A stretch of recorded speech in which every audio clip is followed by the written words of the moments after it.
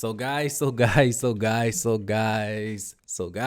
2024 NBA draft, in my personal opinion, is definitely one of the most interesting draft classes that we've seen over the last few years. And if you want to be completely honest, bro, I don't think I've ever seen this many scouts, this many websites and early mock draft people get all of these mock drafts just so wrong. As you'll see here, back in September, before the season even started, Bleacher Report, they actually dropped their addition to the way too goddamn early NBA mock draft for the 24 draft. And as you see, you'll see guys like Ron Holland at number 1, Mattis Bazelis at number 2, guys like DJ Wagner, Justin Edwards, the dynamic duo within the top 5. You even had Duke starting point guard Tyrese Proctor at number 4. You also had some overseas prospects also sprinkled in there as well. But I think the main thing that people are going to be going crazy is the fact that there's no guys like Reed Shepherd, the Bronny Jameses of the world, the Robert Dillinghams. Like, bro, this mock draft generally has to go down as one of the worst mock drafts, way too goddamn early mock drafts that we've seen in the last few years. But guys, it's finally the year of 2024, and I would say that we're about 6 or so months away from the actual draft. And gladly enough, I feel like we've definitely had a chance to see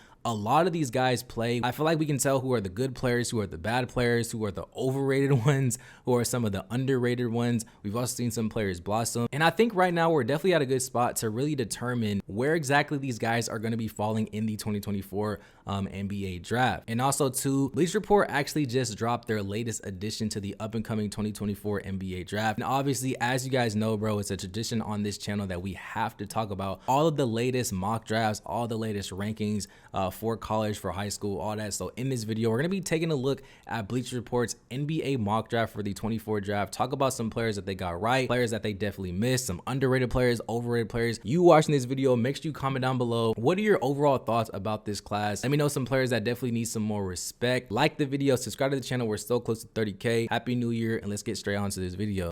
So guys, boom, let's go and get straight into this video. And I feel like a lot of you guys would actually agree with me out there that the NBA game in basketball as a whole, the game is definitely more global right now in this specific moment in time than it's ever been in the entire history of the human existence. If you also take a look at the first 3 players that are projected to go in this 24 draft, as you'll see, bro, all these players are international prospects. At number 1, Alex Sarr holds the crown for the number 1 position. Nikola Topic is the 2nd projected player. And finally, rounding up the number 3 spot goes to Zachary Rista. I don't even want to get his name right, I'm not going to say, but number 3 is Zachary. And all 3 of these guys are definitely well deserved to be within the top 5. And I definitely feel like if they continue to keep up the type of play that they've been playing so far this season, they're all going to definitely get picked somewhere in the NBA lottery. Now, as you'll see here, Alex Sarr is a 7'1" prospect that also came out of the overtime elite a season ago. And right now, Alex Sarr is currently playing in the NBL for the Perth Wildcats out there in Australia. It's kind of crazy that Bleacher Report is actually comparing him to a young Jaren Jackson Jr. And me personally, I can definitely see that comparison. I mean, just based on the eye test, Alex Sarr, he's listed as a 7'1" player, like I said, but he really does not play like a traditional 7'1" big. He's super mobile. He runs the floor well. He can also stretch the floor out there from 3-point range. And I also feel like he's definitely proven that he can be a versatile defender, guarding players 1 through 5. And considering the type of player that Detroit is probably going to be needing next season, I personally think that drafting Alex Sarr at the number 1 position, if Detroit holds that spot, is definitely going to pair nicely with guys like Cade Cunningham and also with Sword Thompson. Now at the number 2 spot, Nikola Topic. Now hopefully I'm saying his name right, but Nikola Topic, I feel like he's super interesting at number 2. Nikola is definitely a player that I still feel like not too many people really know about, and I feel like people are definitely going to hop on the bandwagon once the draft rolls around, and also once he's actually in the NBA. And the fact that the San Antonio Spurs might actually hold the 2nd spot in this draft, I personally think that the San Antonio Spurs is going to definitely pick a guy like Nikola. I mean, you guys know how the Spurs go after those overseas prospects, and the fact that Nikola is a 6'6" point guard that has a player comparison like a Shai Gilgeous-Alexander, and just considering his overall player build and his skill set, I'm telling you guys right now, Nikola Topic is easily one of the most underrated players in this draft. Now, rounding up the players from 3 to 6, you'll see guys like Zachary, Cody Williams, Mattis Bazelis, and also Ron Holland. All these players have similar size, similar play styles, similar physiques. They're all around that 6'8 to 6'10-ish range. They can all put the ball on the floor, very versatile on both sides of the ball as well, and they can also score the ball in a variety of ways. I definitely feel like the NBA is definitely moving towards these types of players to kind of build and piece up their overall team and kind of constructing the overall team with these types of players. And I've personally seen Cody Williams, Ron Holland, Mattis Bazelis. I've seen all these guys as projected #1 picks in other people's mock drafts. So I definitely think all 3 of these guys, all 4 of these guys actually, are all players that we definitely need to have our notes on. Now at the number 7 spot, guys, you guys know, bruh, we got the main, the hero. He just had his birthday like a day or 2 ago. I don't know when I'm dropping this video, but we got the main man, the GOAT, the most unguardable player in the human history of existence, the most exciting player in college basketball and in this draft, and the player that really should be #1, but I know y'all gonna call me crazy if I say that, bro.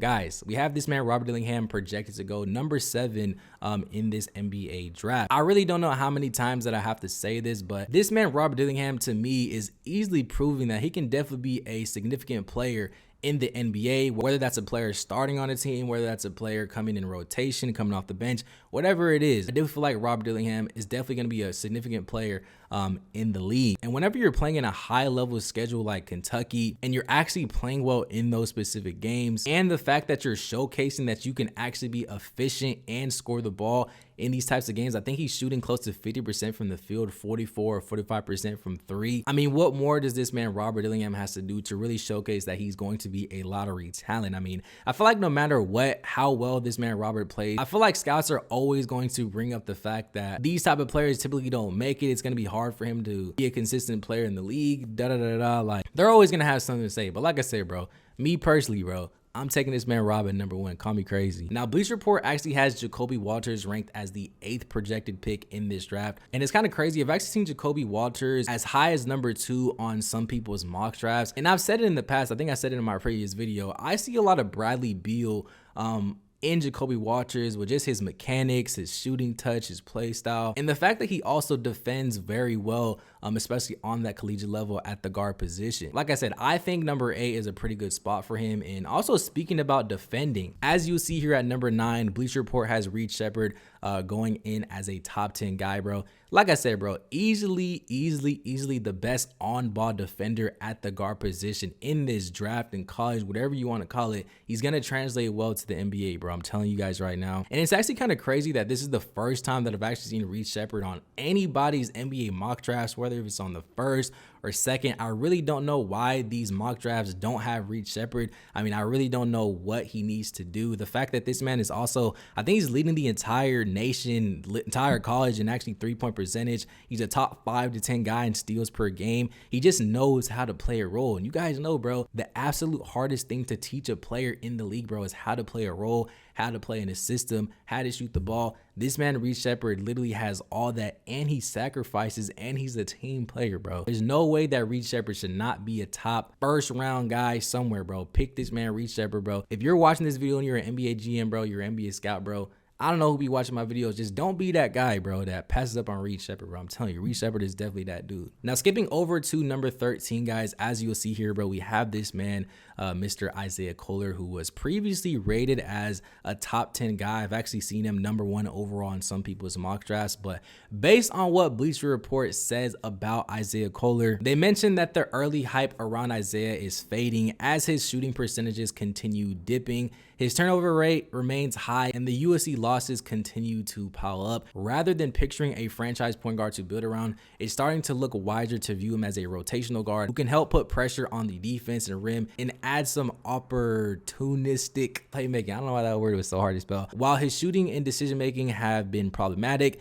his shiftiness, physical drives, tough finishes, and passing flashes could still translate to effective offense in the right NBA role. Guys, me personally, I definitely feel like they hit this right on the head. I feel like they were not wrong about anything about Isaiah Kohler. I mean, like I said, he finished as the #1 player in the 23 class, so the expectations is obviously going to be higher.